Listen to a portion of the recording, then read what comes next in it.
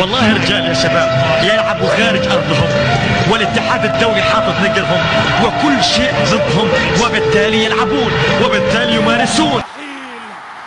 مستحيل لا أصدق ما يرى ما يحدث في هذه المباراة. يمارسون حرية كرة القدم، يمارسون لعبة السلام، ولكن حتى الآن يبحث عن هدف التعادل. المنتخب العراقي الذي فرحنا به في بطولة كأس آسيا سنشعل من نيران المدن شموعا لكم. هنا ستشاهدون نجوم، هناك أيضا ستشاهدون نجوم من وطن توقظه الطائرات، من شموس تعانقه دجلة والفرات. سنفرح هذه المرة، سنبتسم رغم التأخر، فإن إحساسي يقول بأن التعادل قادم والتقدم قادم. فعلا التقدم سيكون قادم في أي لحظة من اللحظات، ولكن علينا الصبر في قادم الدقائق، لأن المنتخب العراقي هو صاحب روح قتالية عالية جدا وجدا وجدا. فعلا فإن لم أكن أشجع العراق في هذه المباراة فمن سأشجع؟ وإن كان حبي للعراق جريمة فاعتبروني أول مجرم. تصل المحاولة رغم الخسارة، لن أبكي أبدا، لأنهم أسود، لأنهم قهروا كل الظروف، لعبوا خارج أرضهم، لعبوا خارج بغداد.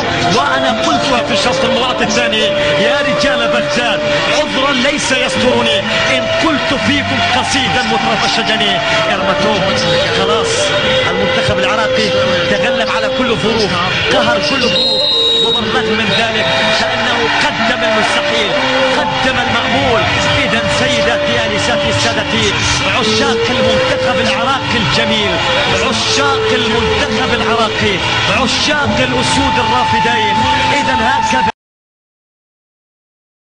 نهاية أحداث وفعاليات المباراة.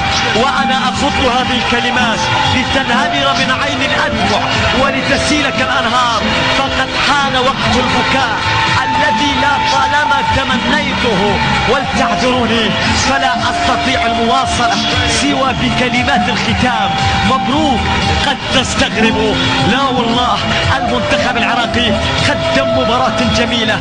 مبروك من الميم إلى الكاف لكل عشاق الأسود، لكل عشاق أسود الرافدين، ولكل شخص ساهم في تحقيق هذا الحلم الجرح وانفعال. أنا من أكثر المبسوطين لأداء المنتخب العراقي، لقمة المنتخب العراقي. أمامنا شوارزر، لولا الحظ يا شوارزر لأكلت 7 ولا 6.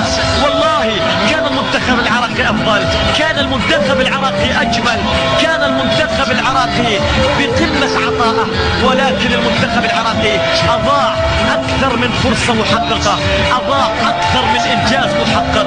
شكرا على زمن البكاء ومواسم السهر الطويل، شكرا على الفرح الجميل، شكرا على هذه الخسارة لأنها خسارة بطعم الشرف.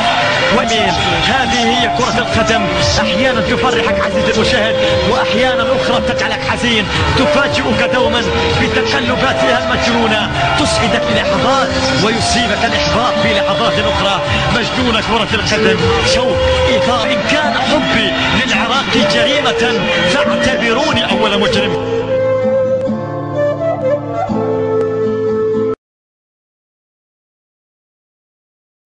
تعسفن على غدر الزمان لطالما رقصت على جثث الأسود كلاب، ما قصدها تعلو على أسيادها، تبقى الأسود أسودا والكلاب كلاب.